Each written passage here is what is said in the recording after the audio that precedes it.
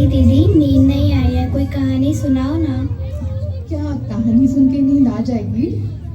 हाँ दीदी। नींद से याद आया, क्या तुमने कभी सुना है कि कोई 14 साल तक सोया हो? 14 साल? ओह दीदी कुंभकर्ण की बात कर रही हैं। नहीं नहीं, कुंभकर्ण नहीं, मैं तो उर्मिला की बात कर रही थी। 14 साल? ऐसे कैसे हो सकता है? कोई 14 साल सोया हो? तो सुनो बच्चों, उर्मिला नींद की देवी को खुश करने के लिए खुद 14 साल की निद्रा में चली गई थी, क्योंकि उसे अपने पति के लिए वरदान चाहिए था जिससे कि लक्ष्मण 14 साल तक जाग पाए। कौन थे वो दोनों दीदी? दोनों थे हमारे भगवान श्री राम के भाई लक्ष्मण और उनकी रानी उर्मिला। तो चलो बच्चों, आज मैं तुम्हें उन्हीं की कहानी सुनाती हूँ।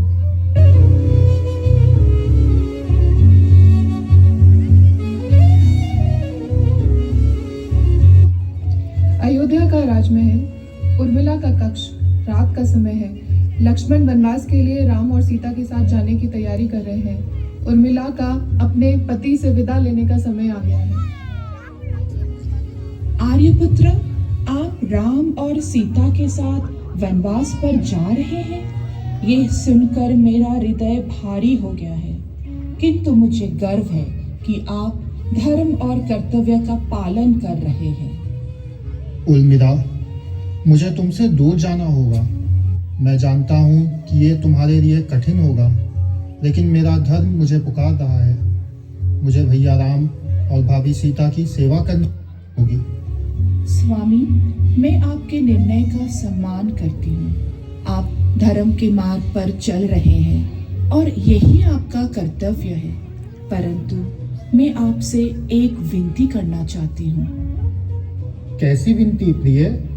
कहो, मैं तुम्हारी सारी इच्छा पूरी करने को तैयार हूँ। स्वामी, मैं चाहती हूँ कि आप वनवास के दौरान निस्वार्थ भाव से भैया और भाभी की सेवा कर सके, लेकिन इसके लिए आपका मन और शरीर पूरी तरह समर्पित होना चाहिए। इसीलिए स्वामी, मैं चाहती हूँ कि आप इन 14 वर्षों के दौरान मेरी कोई चिंता ना करें। मैं तुम्हारे बिना यह कैसे कर पाऊंगा? तुम्हारी यादें मेरे साथ रहेंगी। यही कारण है स्वामी कि मैं एक बलिदान देने जा रही हूँ। मैं 14 वर्षों तक गहरी निद्रा में रहूंगी। मुझे निद्रा देवी ने वरदान दिया है कि अगर मैं 14 वर्षों तक निद्रा में रहूं, तो आपको उन्हीं 14 वर्षों तक सोने की आवश्यकता नहीं होगी। प्रिय उर्मी, तुम्हारा यह बलिदान मेरे लिए अमूल्य है। तुमने अपने प्रेम को त्याग में बदल दिया और यह मेरे लिए सबसे बड़ा उपहार है। स्वामी, आप मेरी चिंता मत कीजिए। यह मेरा निर्णय है और इसे करने में मुझे कोई दुख नहीं है। मैं आपके कर्तव्य की पूर्ति में सहायक बनना चाहती हूँ और यही मेरा धर्म है। प्रिय, मैं इस बलिदान को कभी भूल नहीं पाऊंगा। तुमने मेरे लिए जो किया है वह अतुलनीय है। मैं वादा करता हूँ कि मैं भैया और भाभी की सेवा में पूरा जीवन समर्पित कर दूंगा। मुझे आप पर गर्व है स्वामी। आप अपने धर्म का पालन करें और मैं यहाँ आपकी प्रतीक्षा में रहूंगी।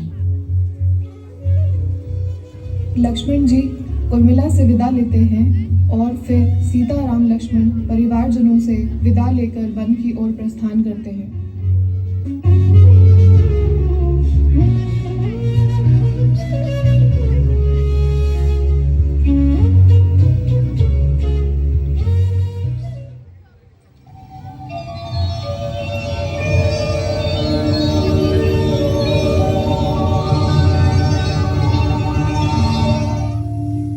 प्रिय लक्ष्मण, तुम अभी भी अस्त्र लिए यहीं खड़े हो? तुम भी थोड़ी देर विश्राम कर लो। अरे भैया, आप जग गए? जब आप निद्रावस्था में थे तब मैं आपकी रक्षा कर रहा था। ये जंगल मायावी राक्षसों से भरा हुआ जान पड़ता है। यहाँ अत्यंत सावधान रहने की आवश्यकता है। और मैंने तो वैसे भी निद्रा पे विजय प्राप्त कर ली है। भाई लक्ष्मण, मैं तुम्हारे और उर्मिला जैसे भाई भाभी पाकर अत्यंत धनी हूँ। तुमने और उर्मिला ने त्याग की नई मिसाल कायम की है। ये तो मेरा धर्म है भैया राम।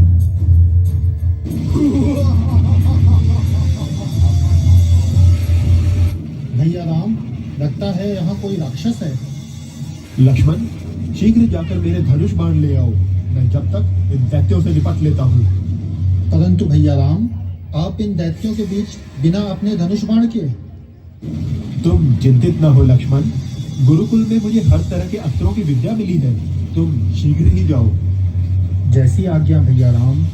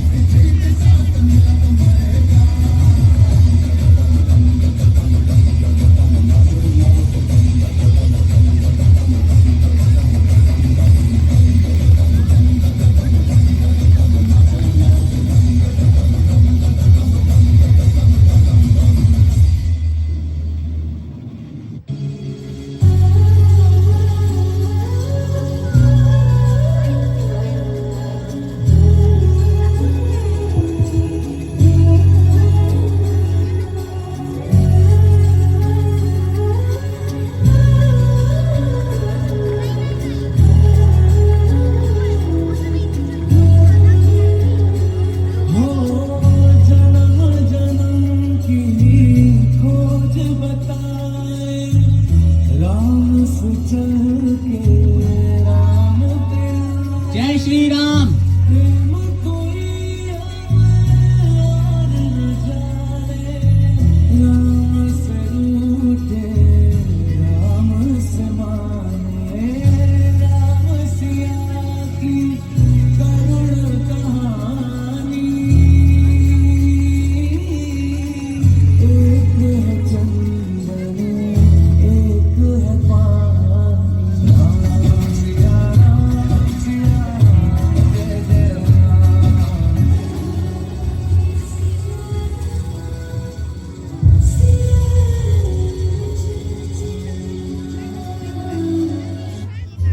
स्वामी, क्या आपने कभी सोचा है हमारे इस वनवास का अंत कैसा होगा?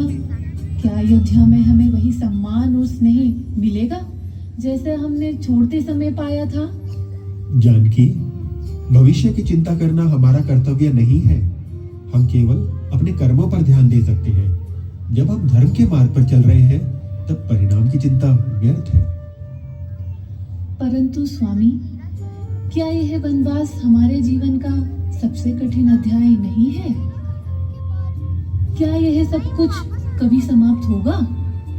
सीते, ये सत्य है कि वनवास कठिन है, परंतु जीवन का यह अनुभव हमें हमारे भीतर की शक्ति से परिचित कराता है। हर कठिनाई हमें मजबूत बनाती है और हर संघर्ष हमें हमारे धर्म के प्रति और भी अडिग करता है। आप सत्य कह रहे हैं स्वामी। आपका साथ मेरे लिए सबसे बड़ा सुख है। इस वनवास में मैंने अपने प्रेम को और भी गहराई से अनुभव किया है। और मैंने तुम्हारे समर्पण को। तुमने हर कठिनाई में मेरी संगिनी बनकर मुझे सहारा दिया है। ये वनवास हमारे प्रेम और विश्वास का प्रतीक बन गया है। यह मेरा सौभाग्य है स्वामी। मैं सदा आपके साथ रहकर ही अपने जीवन को सार्थक मानती हूँ। सीते, तुम मेरे जीवन की सबसे बड़ी शक्ति हो। तुम्हारे साथ मैं हर परिस्थिति का सामना कर सकता हूँ। ये वनवास केवल एक समय का हिस्सा है, लेकिन तुम्हारा साथ अनंत है। स्वामी, जब आप मेरे साथ हैं तो मुझे किसी भी अन्य चीज की आवश्यकता नहीं है। यह वनवास भी आपके साथ एक सुंदर अनुभव बन गया है।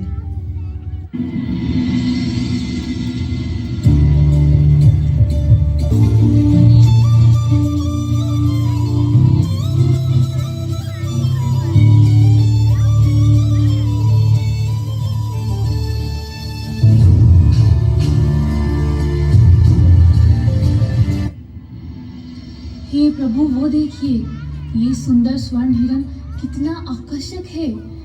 मैं इसे पकड़ना चाहती हूँ, इसे अपने साथ रखना चाहती हूँ। आप मुझे ये स्वर्ण हिरण लाकर दें। प्रिय सीते, ये हिरण सामान्य प्रतीत नहीं होता, अर्थात ये माया भी हो सकती है। नहीं प्रभु, मुझे ये मृग बहुत सुंदर लग रहा है। मुझे ये हिरण चाहिए।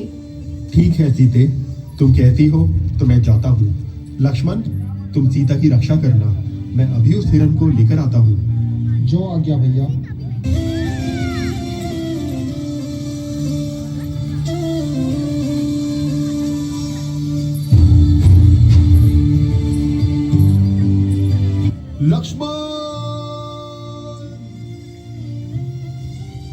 लक्ष्मण, ये स्वर सुना तुमने? तुम्हारे भाई किसी संकट में है। तुम शीघ्र ही जाओ और उनकी सहायता करो। माता, भैया राम पूर्ण तरह से सक्षम योद्धा हैं। उनको किसी की आवश्यकता नहीं है। ये जरूर कोई माया प्रतीत होती है। नहीं लक्ष्मण, तुम्हारे भैया जरूर किसी संकट में हैं। तुम्हें तुम्हारे भैया का वास्ता, तुम जाओ और उनकी सहायता करो। जैसी आज्ञा माता, परंतु आपकी रक्षा के लिए मैं यह रेखा खींच के जा रहा हूँ। आप किसी भी परिस्थिति में इसे पार मत कीजिए।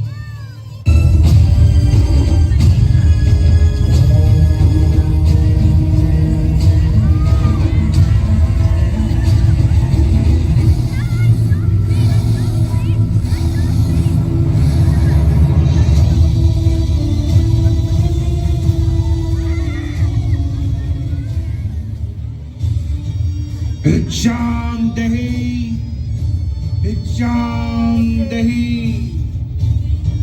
देवी, भिक्षा दो। रुकिए महाराज, मैं आपके लिए अभी कुछ लेकर आती हूँ।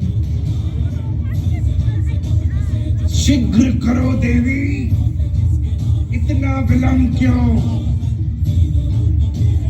महाराज, कृपया आप आगे आकर ये प्रसाद स्वीकार करें। मैं ये रेखा पार नहीं कर सकती।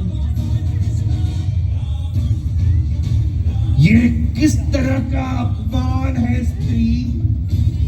हम नहीं, तुम बाहर आकर भिक्षा दो, वरना हम वापस ही लौट जाएंगे खाली हाथ। रुकिए महाराज, मैं आती हूँ।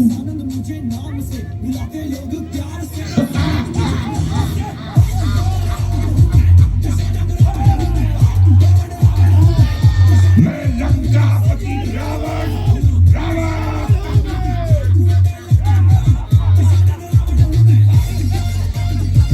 दुष्ट, छोड़ मुझे।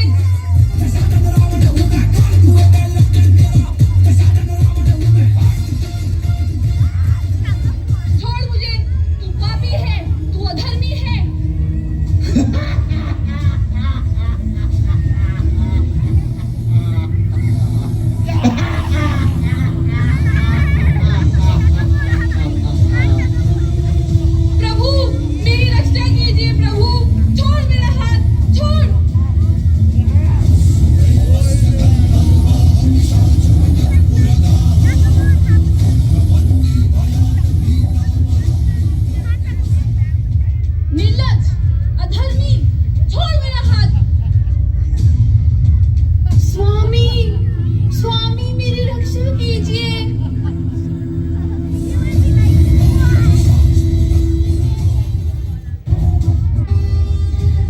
पुष्पक विमान दक्षिण में लंका की ओर उड़ता है।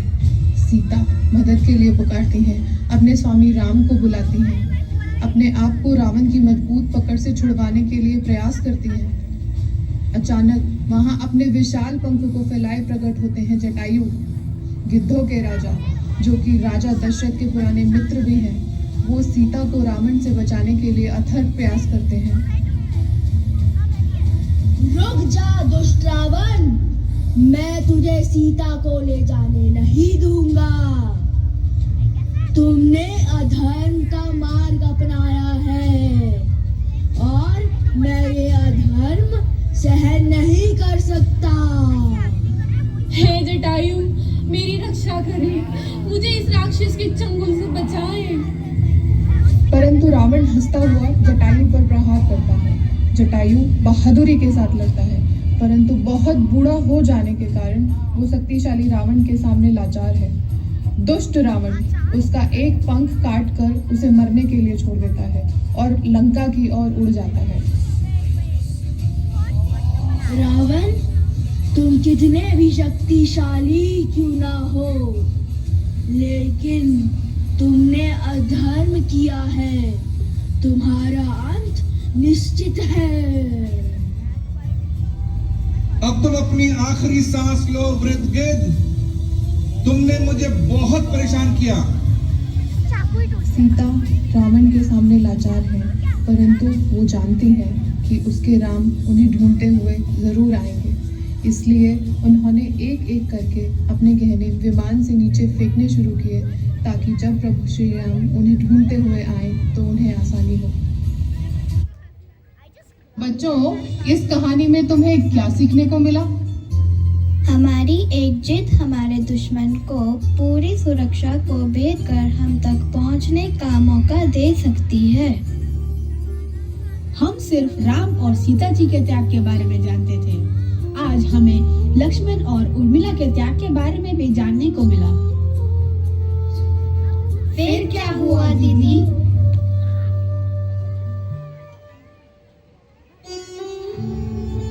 उधर पंचवटी में राम और लक्ष्मण वापस कुटिया की तरफ लौटते हैं और सीता को ना पाकर बहुत दुखी हो जाते हैं। बिखरा हुआ अन्न देखकर समझ जाते हैं कि सीता का अपहरण हो चुका है। राम और लक्ष्मण की आंखों में यह देखकर आंसू आ जाते हैं। सीते, सीते, कहाँ हो तुम प्रिय? सीते, मैं तुम्हारा वियोग कैसे सहन कर पाऊंगा सीते? मैं क्यों गया उस स्वर्ण मृग के पीछे?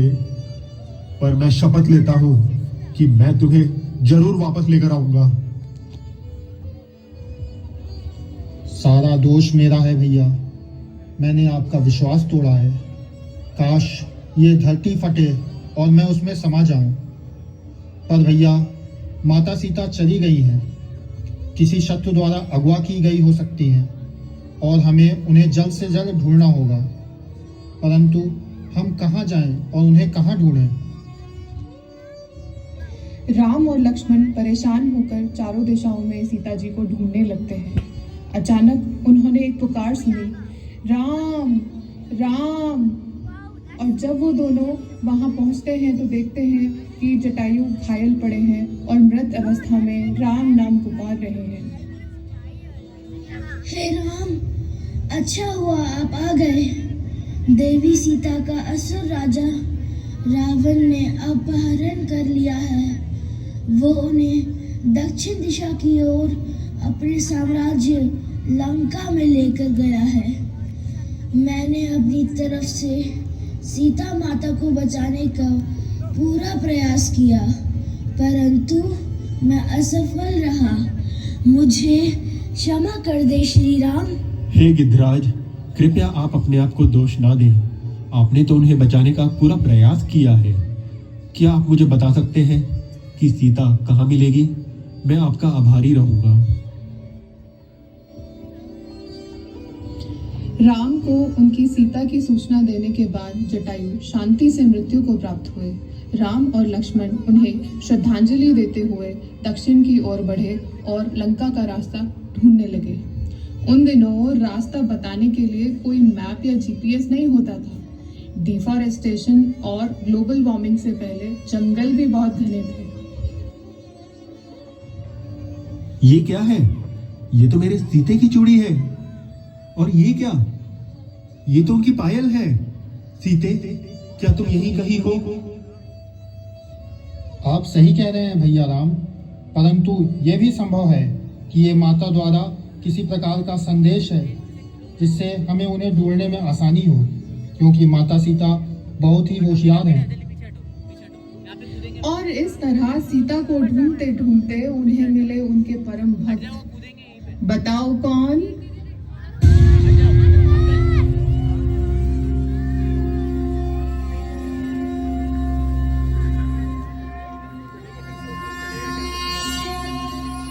श्री गुरु चरण सरोज रज,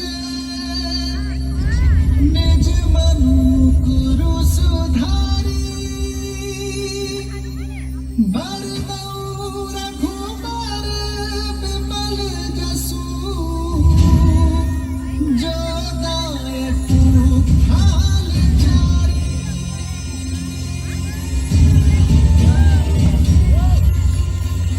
बोल सियापति रामचंद्र की जय।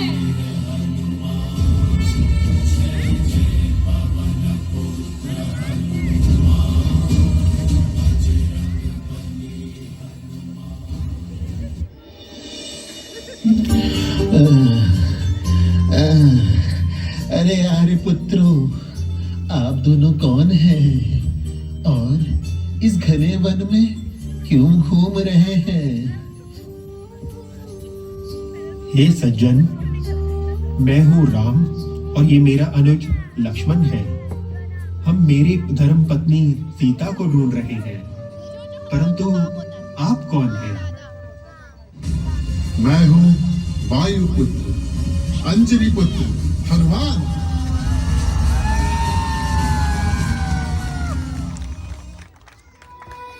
अपने लहू में बसा लिया जिसने मेरे श्री राम को, ऐसी भक्ति ना देखी कहीं। नमन भक्त हनुमान को, नमन भक्त हनुमान को। जो केसरी के लाल मेरा छोटा सा ये काम, जो केसरी के लाल मेरा छोटा सा ये काम, मेरी राम जी से कह देना जय सिया राम।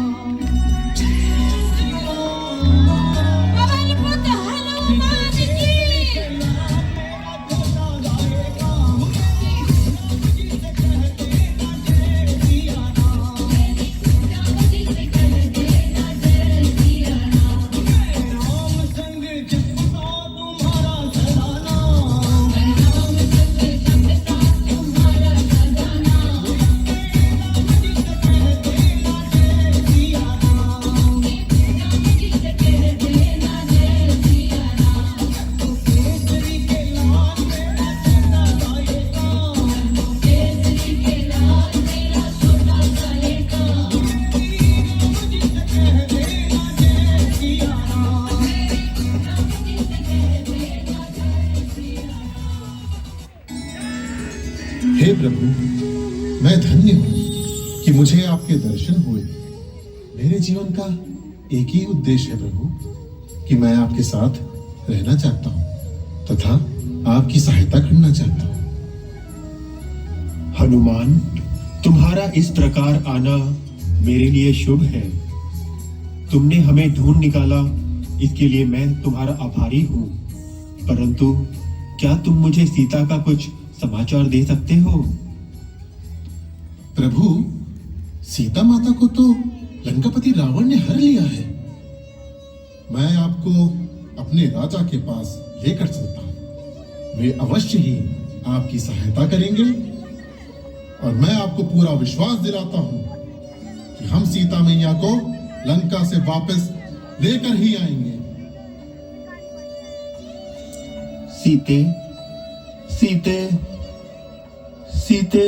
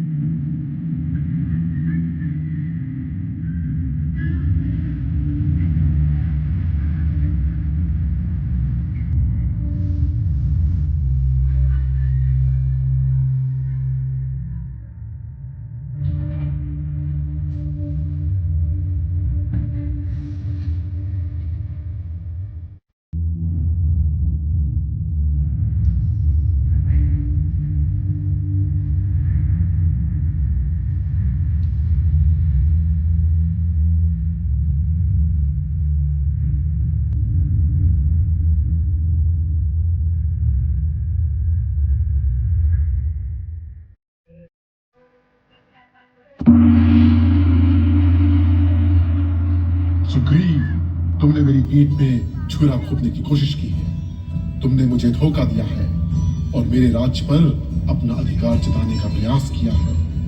मैं तुम्हें कभी माफ नहीं कर सकता। नहीं भैया, मैंने कभी भी आपके राज्य पर दावा नहीं किया। जब आप मायावी राक्षस के पीछे गए थे और काफी समय तक वापस नहीं आए, तो मैंने सोचा कि आप किसी विपत्ति में हैं। इसीलिए मैंने आपके राज्य और प्रजा की रक्षा के लिए यह कदम उठाया। सुग्रीव, तुम्हारी बातें सुनने में अच्छी लगती है, लेकिन मैं तुम्हारी आंखों में विश्वासघात देखा है। अब मैं तुम्हें माफ नहीं कर सकता। मुझे अपने साथ विश्वासघात करने वालों को सजा देनी होगी। भैया, मैं आपके पैरों में पड़कर माफी मांगता हूँ। आप मेरे बड़े भाई हो और मैं आपसे केवल प्रेम और सुरक्षा की आशा रखता हूँ। कृपया मेरी माफी को स्वीकार करें। सुग्रीव, अब समय निकल चुका है। तुम्हारे लिए कोई माफी नहीं है। तुमने मेरे साथ जो किया, उसके लिए तुम्हें दंड भोगना ही होगा।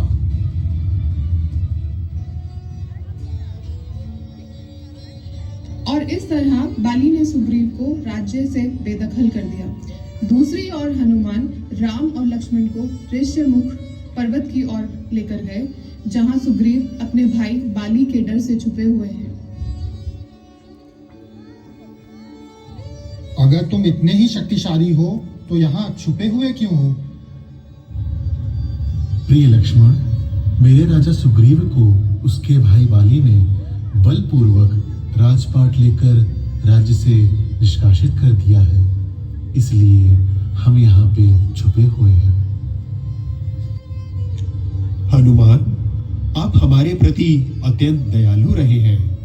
आपकी मदद करने हेतु हम कोई मार्ग अवश्य निकालेंगे। श्री राम, हमारे छोटे से पहाड़ी साम्राज्य में आपका स्वागत है। आप अपनी पत्नी को ढूंढ रहे हैं और हम अपने भाई बाली द्वारा सताए हुए हैं और हम आपसे सहायता की उम्मीद रखते हैं। सुग्रीव, हम मित्रता और न्याय के लिए यहाँ हैं। यदि बाली ने तुम्हारे साथ अन्याय किया है, तो मैं तुम्हें न्याय दिलाने का वचन देता हूँ। हे राम, मैं आपका सदा आभारी रहूंगा। उस दुष्ट बाली ने मेरा राज्य तो ले लिया, साथ ही मेरे पत्नी को भी अपने अधिकार में कर लिया है। सुग्रीव, तुम्हारा दुख अब मेरा है। मैं तुम्हारे साथ हूँ। पहले हम बाली से तुम्हारा राज्य और अधिकार वापस लेंगे। उसके बाद हम साथ मिलकर सीता को खोजेंगे। तो अब एक युद्ध होगा सुग्रीव और बाली के बीच में। राजा सुग्रीव बाली को चुनौती देंगे और हम प्रभु राम की मदद से बाली का वध करेंगे। जय श्री राम। इसी के साथ दोनों का युद्ध शुरू होता है। सुग्रीव और बाली दोनों भाई बिल्कुल एक जैसे दिखते हैं, परंतु सुग्रीव ने माला पहनी हुई है ताकि राम जी को उन्हें पहचानने में कोई कठिनाई न हो। बाली को ये वरदान प्राप्त था कि जब वो किसी के साथ युद्ध करेगा तो उसके शत्रु की आधी शक्ति बाली को प्राप्त हो जाएगी। इसलिए बाली को हराना नामुमकिन था और बाली को हराने के लिए ये बहुत आवश्यक था कि जो उस पर प्रहार करे वो उसे दिखाई ही न दे।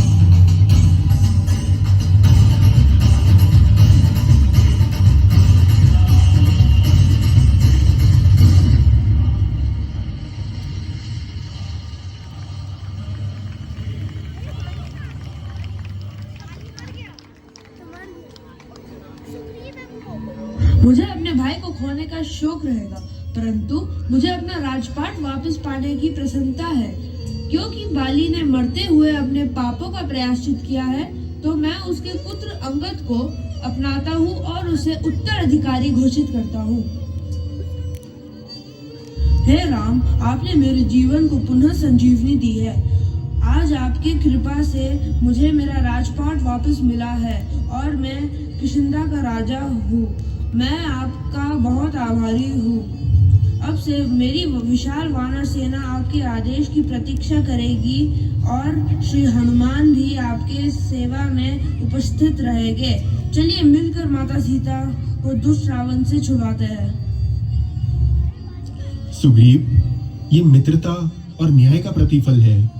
अब तुम्हारा कर्तव्य है कि तुम अपने राज्य का भली भांति से संचालन करो और प्रजा की सेवा करो।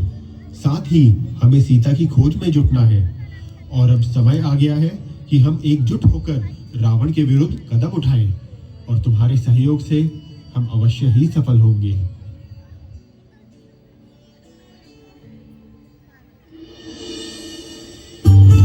मैं तो एक लंबी छलांग लगाऊंगा और विशाल रूप धारण करके उस दुष्ट रावण की छोटी सी लंका पर पहुंच जाऊंगा। प्रभु, आप मुझे कोई वस्तु निशानी के रूप में दे दीजिए ताकि माता सीता पहचान सके कि मैं आपका दूत हूँ। हे हनुमान, तुम मेरी अंगूठी ले जाओ। सीता इस अंगूठी को देखते ही पहचान लेगी कि तुम रामदूत हो और तुम पर विश्वास करेगी। तुम मेरी सीता तक ये समाचार पहुंचा देना कि श्री राम उन्हें छुड़ाने और रावण से प्रतिशोध लेने आ रहे हैं। और इस प्रकार हनुमान जी समुद्र के किनारे पे जाकर अपनी शक्तियों से परिचित होते हैं तथा अपने विराट रूप को धारण करते हैं। फिर एक लंबी छलांग लगाकर विशाल समुद्र को पार करते हुए मायावी राक्षसों से लड़ते हुए लंका पहुंच जाते हैं।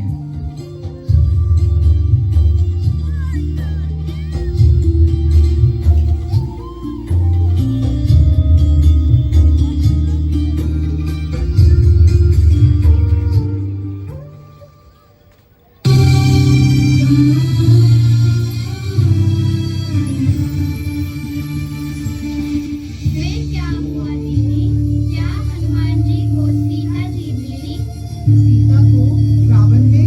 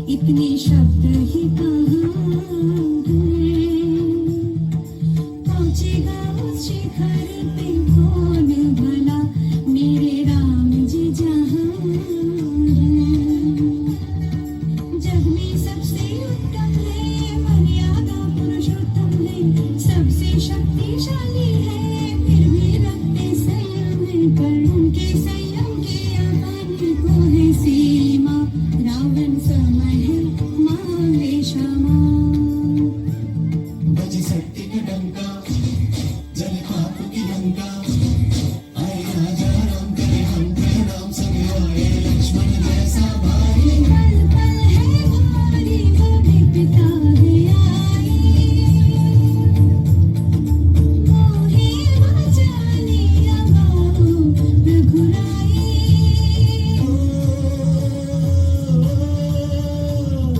राम ही तो करुणा में है शांति में राम है राम ही है एकता में प्रगति में राम है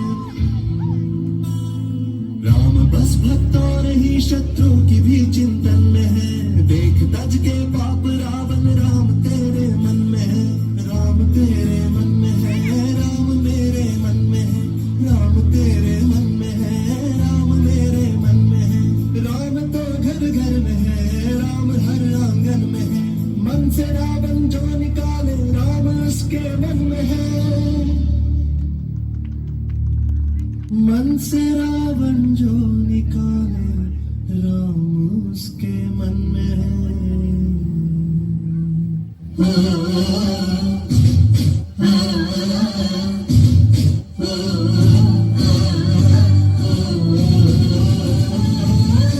पल है भारी वो भी पिता गया मोहे बचालिया बाबू रघुराई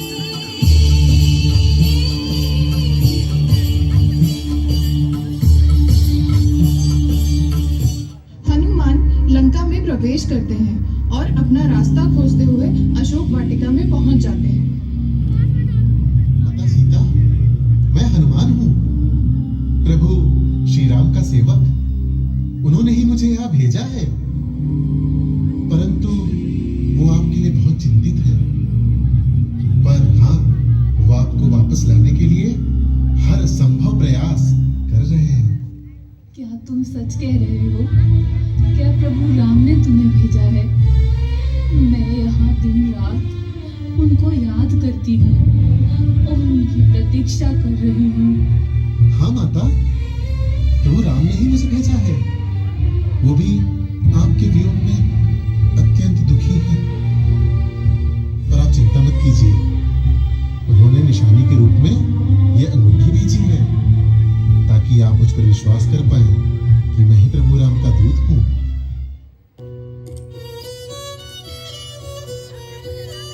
अंगूठी? ये तो वही अंगूठी है जिसे मैंने मेरे प्रभु के साथ अपने विवाह में पहना था। हनुमान, तुमने मुझे आशा दी है। मुझे पूर्ण विश्वास है कि मेरे प्रभु मुझे शीघ्र ही मुक्त कराने आएंगे। मैया, आप निश्चिंत रहिए। प्रभु राम और महाराज सुग्रीव अपनी सेना के साथ शीघ्र ही लंका पर आक्रमण करेंगे। मैं आपसे बस इतना आग्रह करना चाहता हूँ कि आप थोड़ा सा धैर्य रखिए और अपने हृदय को स्थिर रखिए। जल्द ही उस दुष्ट पापी रावण से आपकी मुक्ति निकट है। हनुमान, तुमने मेरे मन में आशा का संचार किया है। मैं जानती हूँ कि प्रभु मुझे इस विपत्ति से अवश्य ही निकालेंगे। तुम उनके पास जाओ और कहो कि मैं उनके आगमन की प्रतीक्षा में। जैसी आपकी इच्छा माते। प्रभु राम की जय हो और रावण का विनाश हो। जय श्री राम। जय श्री राम। हनुमान माता सीता से मिलकर प्रसन्न हो जाते हैं और सोचते हैं माता सीता के मिल जाने का समाचार प्रभु श्री राम को शीघ्र ही बता देना चाहिए।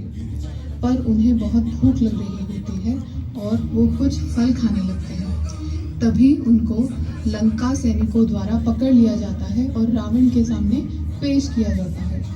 और पापी रावण अपने सैनिकों को बजरंगबली हनुमान की पूंछ जलाने का आदेश देता है। तो फिर क्या हुआ दीदी? क्या हनुमान जी की पूंछ जल गई? अरे नहीं बच्चों, वो संकट मोचन वीर हनुमान है जो लोगों के कष्टों को मुक्त करते हैं। फिर भला उनको कैसे कुछ हो सकता है। हनुमान ने फिर से एक छलांग लगाई और सारी लंका में आग लगा दी। और पापी रावण की लंका धू धू करके जलने लगी।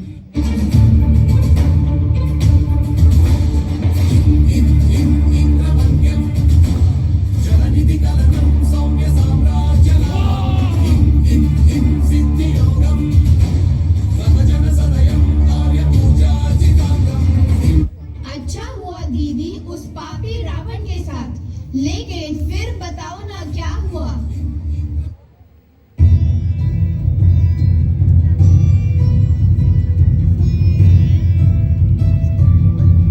जब हनुमान वापस किष्किंधा लौटते हैं तो श्री राम बेसब्री से उनका इंतजार कर रहे होते हैं। हनुमान माता सीता की चूड़ामणि साथ लेकर आए हैं। श्री राम को माता सीता की चूड़ामणि देते हुए उनके मिल जाने का समाचार देते हैं। इसी के साथ सुग्रीव एक बैठक बुलाते हैं जिसमें सभी मंत्री जैसे हनुमान, जामवंत, नल नील शामिल होते हैं तथा सुग्रीव उन सभी को युद्ध के लिए तैयार हो जाने का आदेश देते हैं।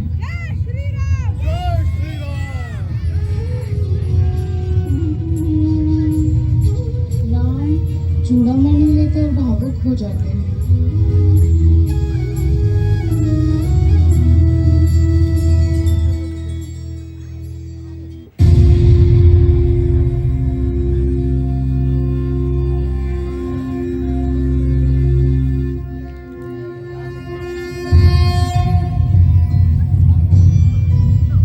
भाइयों, समय आ गया है कि हम रावण के अत्याचारों का अंत करें। उसने अधर्म और अहंकार के कारण न केवल सीता का अपहरण किया बल्कि संसार में आतंक भी फैलाया। अब उसे दंडित करके धर्म की पुनर्स्थापना करनी है। भैया, मैं इस युद्ध के लिए तत्पर हूँ। रावण ने हमें जो कष्ट दिए हैं उसके लिए उसे दंड मिलना आवश्यक है। मैं अपने इन्हीं हाथों से उसकी पूरी सेना का नाश कर दूंगा। प्रभु, आपके प्रति हमारी भक्ति और समर्पण अटूट है। हम आपके लिए कुछ भी करने को तैयार हैं। आपकी विजय निश्चित है। जय श्री राम। तो ये तय रहा कि वानर सेना तुरंत दक्षिण तट की ओर रवाना होगी और लंका पहुंचने का रास्ता ढूंढेगी, रावण के राक्षसों से लड़ेगी और सीता माता को बचाएगी। पहले ही 3 महीने बर्बाद हो चुके हैं क्योंकि बरसात में जंगल को पार करना असंभव था। अब हमें शीघ्र ही कुछ करना चाहिए। इस तरह वानर सेना वहां पहुंच जाती है जिसे आज हम रामेश्वरम के नाम से जानते हैं। सामने समुद्र फैला हुआ है, परंतु वानर इसे कूदकर पार नहीं कर सकते क्योंकि वे सभी हनुमान समान शक्तिशाली नहीं थे।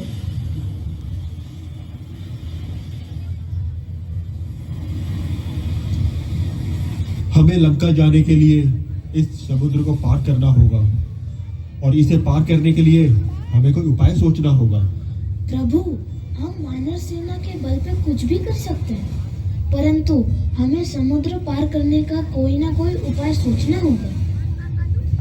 प्रभु, वानर सेना में नल और नील जैसे कुशल अभियंता हैं। ये दोनों कैसे भी असंभव कार्य को संभव कर सकते हैं। हम समुद्र पे सेतु बना सकते हैं। हनुमान सही कह रहे हैं राम। नल और नील की कुशलता पर हमें विश्वास है। वे समुद्र पर पत्थरों से पुल बना सकते हैं और वो पुल हमारे सेना के लंका पहुंचने का माध्यम बनेगा। यदि यही मार्ग है तो हमें इसी पर चलना चाहिए, लेकिन इससे पहले हमें समुद्र देवता से अनुमति मांगनी चाहिए। यदि वो अनुमति देते हैं तो हम इस पर पुल का निर्माण प्रारंभ कर सकते हैं। फिर राम समुद्र देवता से प्रार्थना करते हैं, लेकिन कोई उत्तर नहीं आता। तो राम क्रोधित हो जाते हैं और क्रोधित होकर समुद्र भेदन के लिए धनुष पर बाण चढ़ा लेते हैं। तभी समुद्र देवता भयभीत होकर प्रकट हो जाते हैं। हे राम, मैं आपके संकल्प और धर्म का सम्मान करता हूँ। आपसे अनुरोध है कि अपना बाण को शांत करें। आप जो सेतु बनाना चाहते हैं वह सफल होगा। सभी पत्थरों पर राम नाम उपस्थित हो तो सभी पत्थर समुद्र की सतह पर तैरेंगे। नल और नील को इस कार्य की अनुमति दें। मैं इस निर्माण कार्य में बाधा नहीं बनाऊंगा। धन्यवाद समुद्र देवता, परंतु बाण धनुष पर चढ़ चुका है और अब ये वापस नहीं लौट सकता। इसे मुझे चलाना ही पड़ेगा, अन्य कोई विकल्प नहीं। श्री राम, आप कृपया इस बाण को उस पहाड़ी पर चला दें। वहाँ किसी पशु पक्षी का वास नहीं है, अर्थात कोई हानि नहीं होगी। जैसी आपकी इच्छा। अब हम बिना किसी बाधा के पुल का निर्माण करेंगे और उसमें सभी योगदान देंगे।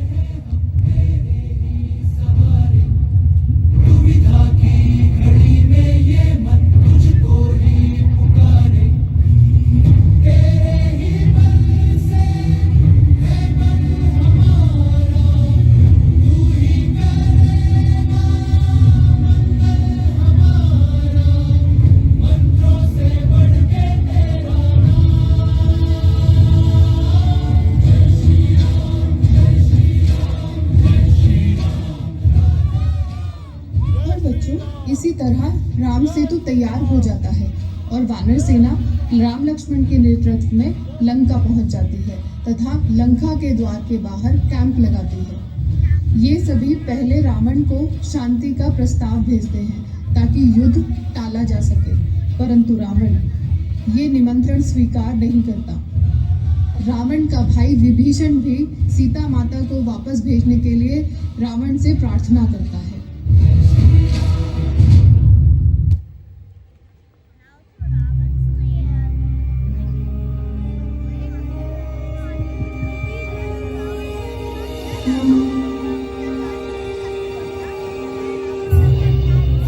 भैया रावण, मैं आपसे अनुरोध करता हूँ कि सीता माता को श्री राम को वापस कर दें। यह मार्ग अधर्म का है और इसमें न केवल आपका बल्कि पूरी लंका का विनाश निश्चित है।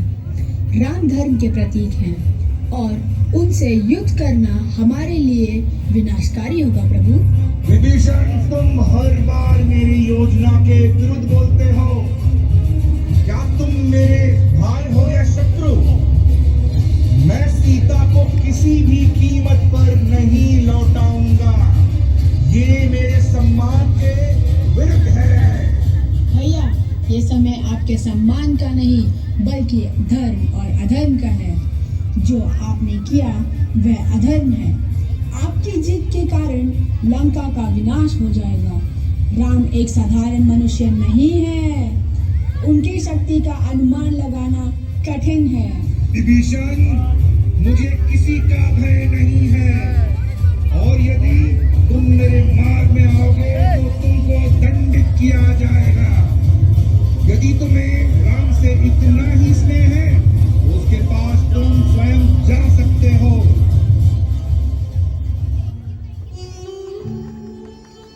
मुझे दुख है कि आप मेरी बात समझ ना सके।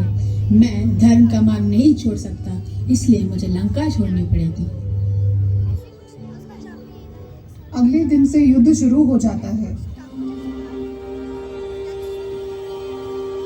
और रावण का पुत्र मेघनाद युद्ध में अपने हवाई विमान पर आता है, जिससे युद्ध करने के लिए लक्ष्मण जाते हैं। भले ही मेघनाद बहुत शक्तिशाली हो, मायावी हो या अपनी इच्छा अनुसार अदृश्य हो सकता हो, परंतु वो आज मेरे बाणों से बच नहीं पाएगा। प्रचंड बोल मस्तकों के झुंड, आज जन्म की घड़ी की तुम उधार दो। मान मान शान या की जान का हो दान, आज एक धनुष के बाण पे उधार दो। लंबे और एक कठिन युद्ध के बाद अचानक मेघनाद का बाण लक्ष्मण को लग जाता है।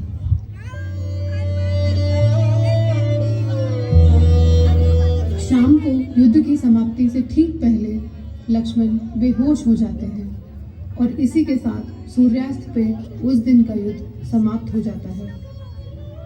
सब प्रयास करते हैं परंतु कोई भी लक्ष्मण को होश में नहीं ला पाता। राम जी शोकाकुल हो जाते हैं। तभी जामवंत अपने दूर के भाई सुशेना को लेकर आते हैं, जो कि लंका का विद्वान वैद्य है। सुशेना लक्ष्मण की नब्ज देखता है। इनको बचाने का सिर्फ एक ही तरीका है कि इन्हें संजीवनी बूटी का रस दिया जाए, जो कि हिमालय के द्रोणागिरी पर्वत पे उगती है। परंतु ध्यान रहे, वो रस सूर्य उदय से पहले ही दिया जाना चाहिए।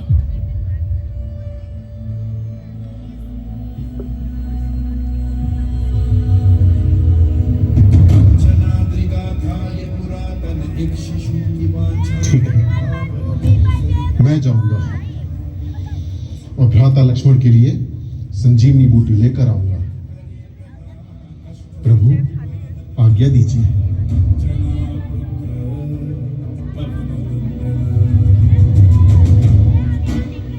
हनुमान जी जेट प्लेन से भी तेज उड़ते हुए जाते हैं, क्योंकि उन्हें कन्याकुमारी से हिमालय तक उड़कर जाना है और सूर्यास्त से पहले वापस आना है। वे राक्षसों से लड़ते हुए हिमालय पे द्रोणागिरी पर्वत ढूंढ लेते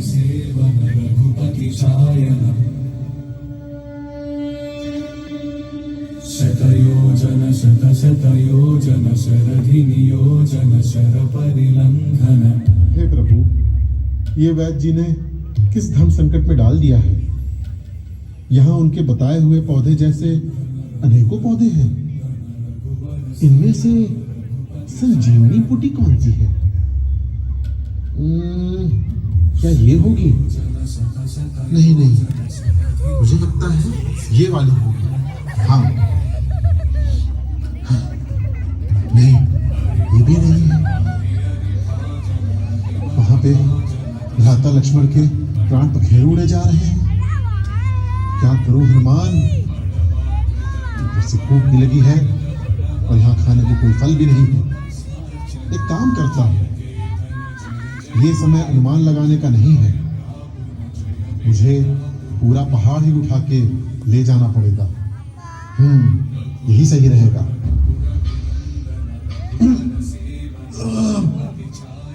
जय श्री राम।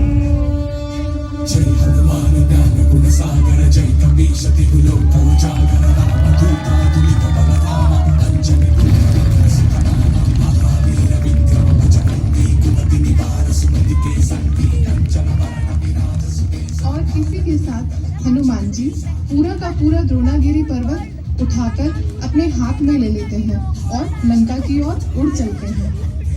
सुशेना उनका अदम्य साहस और परिश्रम देखकर विस्मित रह जाते हैं। वे तुरंत उस पहाड़ से संजीवनी बूटी को तोड़कर लक्ष्मण को पुनर्जीवित करते हैं।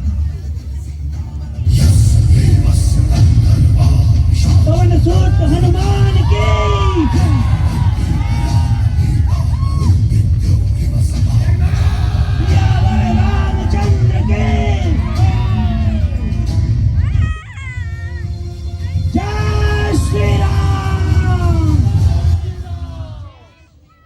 अगले दिन युद्ध का नगाड़ा बजता है।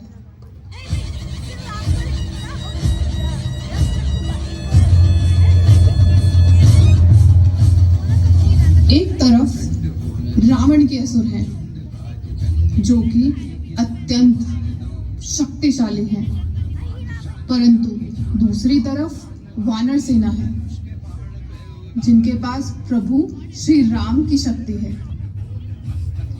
अब लक्ष्मण ठीक हो चुके हैं। संजीवनी बूटी से उन्हें ताकत और आशा मिली है।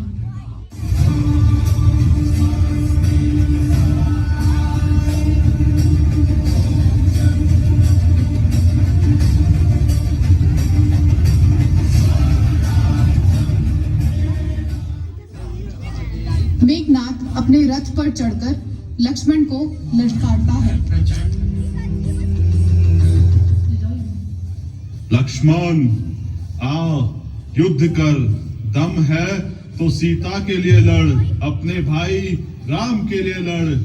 आज तो मैं तुझे हमेशा के लिए सुला दूंगा। हा हा हा। आ मेघनाद आ और मुझसे युद्ध कर। मैंने भी भैया राम के चरणों की सौगंध खाई है कि आज इस धरा को तुम्हारे पापों से मुक्त कर दूंगा। विश्व की पुकार है, ये भागवत का सार है कि युद्ध ही तो वीर का प्रमाण है। कौरवों की भीड़ हो या पांडवों का नीड़ हो, जो लड़ सका है वो ही तो महान है। जीत की हवस नहीं, किसी पे कोई वश नहीं, क्या जिंदगी है ठोकरों पे मार दो।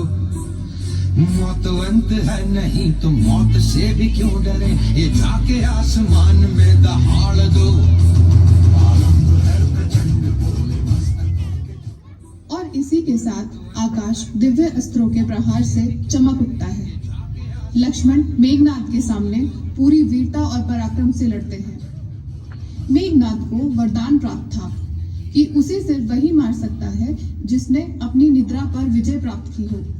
और लक्ष्मण, वो तो 14 साल से निद्रा में गए ही नहीं, क्योंकि उनकी जगह उनकी त्यागशील पत्नी उर्मिला एक लंबी निद्रावस्था में चली गई थी। इसी के साथ लक्ष्मण के एक प्रहार ने मेघनाद को भेद दिया। ये घातक प्रहार।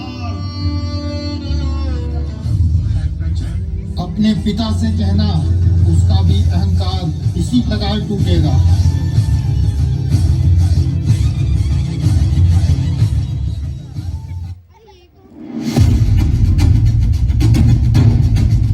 तो बच्चों, इस प्रकार दुष्ट मेघनाद ने अंतिम सांस ली, परंतु रावण अपने बेटे की मृत्यु से क्रोधित हो उठा था तथा वापस महल में जाकर अपनी रानी मंदोदरी से बात करने लगा।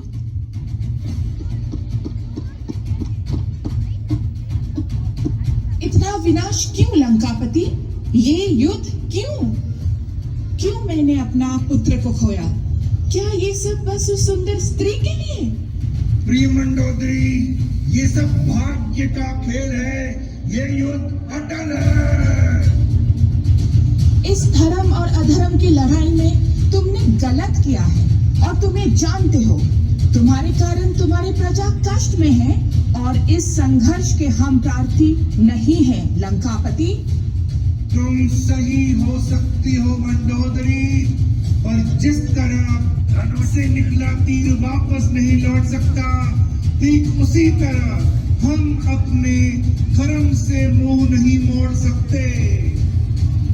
ये हमारे आत्मसम्मान की लड़ाई है। अगर हम हार भी जाओ तो भी मुझे ये युद्ध तो लड़ना ही पड़ेगा।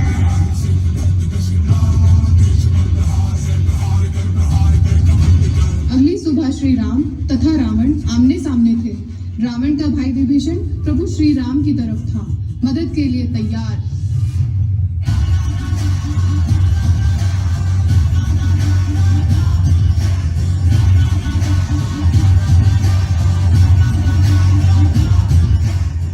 आओ और युद्ध करो रावण, तुमने पाप किया है, आओ और उसकी सजा भुगतो।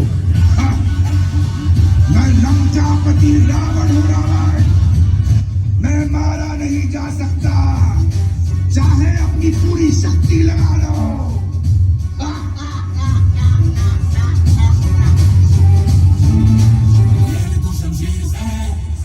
इतना अहंकार मत कर रावण, मैं अभी बाण से तुम्हारा सर काट देता हूँ।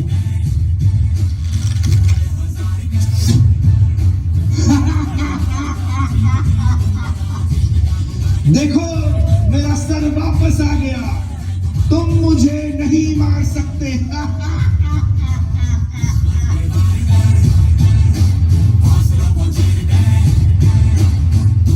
इसकी नाभि पे बाण मारिए प्रभु, वहां पर अमृत है। सिर्फ इसी तरीके से रावण को मारा जा सकता है। तेरे पापों का घड़ा भर गया है रावण, और इसी के साथ मैं उस घड़े को फोड़ता हूँ और लंका की प्रजा को तेरे अंधकार के साम्राज्य से मुक्त करता हूँ।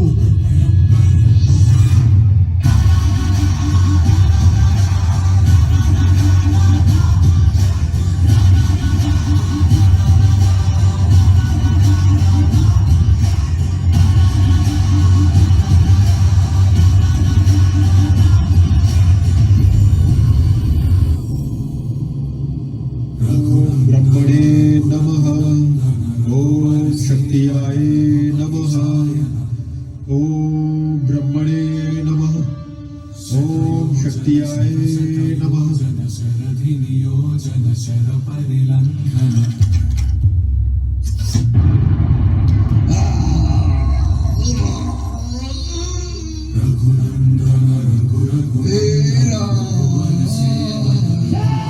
श्री राम, जय श्री राम, जय जय श्री राम। मेरा ऐसा भाग्य है कि मैं एक अच्छे पुरुष के हाथों मेरा अंत हो रहा है। एक अवतार के हाथों। भाइयों, मित्रों, लंकापति रावण मारा गया। प्रभु श्री राम की जीत के साथ इस युद्ध का अंत हुआ है।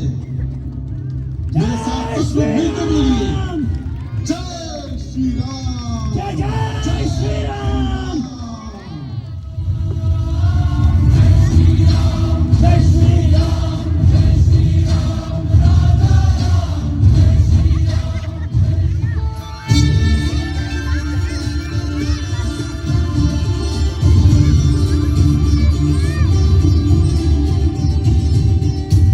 और इसी के साथ अहंकारी रावण का अंत हुआ।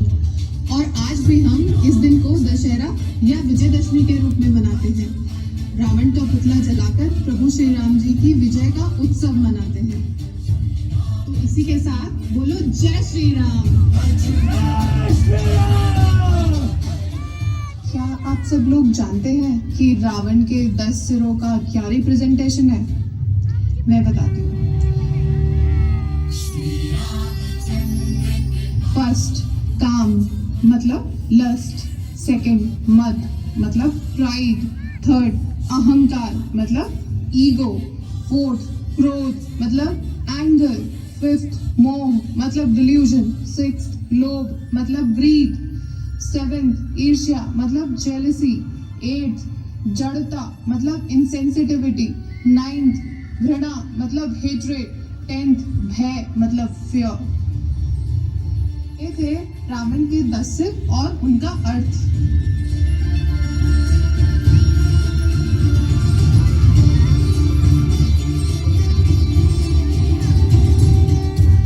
अपनी विजय के 19 दिन बाद प्रभु श्री राम जी, सीता जी और लक्ष्मण जब वापस अयोध्या लौटे तो वह कार्तिक मास की अमावस्या की रात्रि थी। परंतु प्रजा के राजा श्री राम जी 14 साल का वनवास काटकर वापस लौटे थे। इसी खुशी के मौके पर अयोध्या वासियों ने अपने आंगन में दीपक जलाकर अमावस्या का अंधकार हटाया और प्रभु श्री राम जी के आगमन का उत्सव मनाया। और इसी दिन को आज भी हम दीपावली के रूप में मनाते हैं। तो बोलो बच्चों, प्रभु श्री राम जी की जय। बच्चों ये बताओ, इस पूरी कहानी से तुम्हें क्या शिक्षा मिलती है? जिस तरह राम जी ने रावण को मारकर सीता जी को मुक्त करवाया, उससे हमें बुराई पे अच्छाई की जीत की शिक्षा मिलती है दीदी। बहुत अच्छे। अब तुम बताओ। हमें नारियों का सम्मान करना चाहिए और सिर्फ रावण का पुतला जलाने से कुछ नहीं होगा दीदी। हमें अपने अंदर के उस रावण को जलाने की जरूरत है जो औरतों को समाज में असुरक्षित बनाते हैं। जिस दिन हर सीता बिना किसी भय के घर से निकल पाएंगी, जिस दिन किसी राम को अपनी सीता को किसी की बुरी नजर से बचाने के लिए लड़ना नहीं पड़ेगा, उसी दिन प्रभु श्री राम की सच्ची जीत होगी दीदी। मुझे गर्व है कि तुमने रामायण के सार को आज के संदर्भ में समझा। दीदी अब आप बताओ। तो मैं इसका आध्यात्मिक सार आप सबको समझाती हूँ। राम आत्मन है, राम आत्मन है, सीता मन है, सीता मन है, रावण अहंकार है, रावण अहंकार है, हनुमान वायु प्राणायाम अर्थात प्राण शक्ति है। हनुमान वायु प्राणायाम अर्थात प्राण शक्ति है। अयोध्या मोक्ष है। अयोध्या मोक्ष है। तो रामायण का सार है, आत्मन ने प्राण शक्ति की मदद से अहंकार पे विजय प्राप्त करी, अपने मन को मुक्त करवाया और मोक्ष को प्राप्त किया। जय श्री राम, जय श्री राम। आज गली गली अवध सजाएंगे, आज पग पग पलक बिछाएंगे, आज सूखे हुए पेड़ फल जाएंगे, नैना भीगे भीगे जाए कैसे खुशी छुपाए राम आएंगे, कुछ समझ न पाए कहाँ फूल बिछाए राम आएंगे, नैना भीगे भीगे जाए कैसे खुशी छुपाए राम आएंगे, कुछ समझ न पाए कहाँ फूल बिछाए राम आएंगे।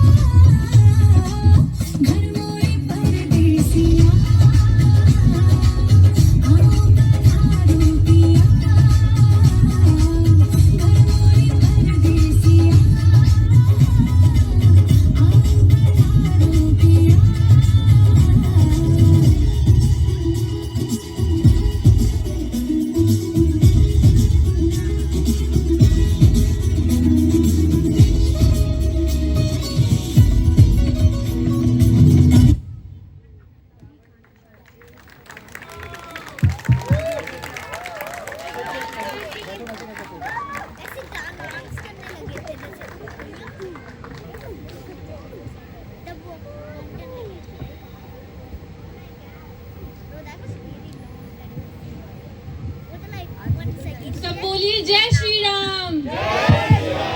बोलिए सियावर रामचंद्र की। Thank you everyone for gathering here and seeing our Ram Leela for 1 hour long and having such a patience, and it was late as well. Thank you so much.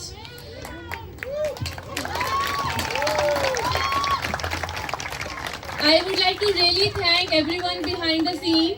Ashish, he has worked really hard for 2 long months on the Ram Leela, and we have been working from last 3 months on the Ram Leela while writing the script, recording and editing.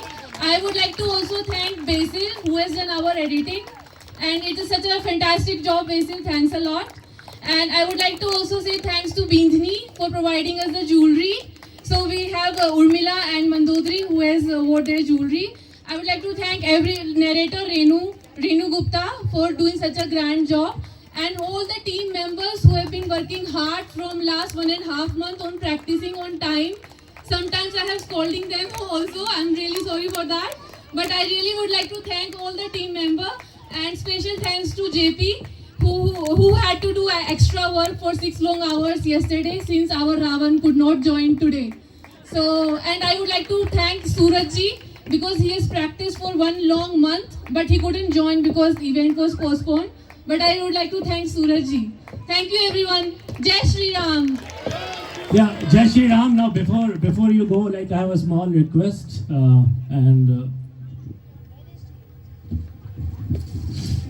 so I will request Piyush ji and Vinay ji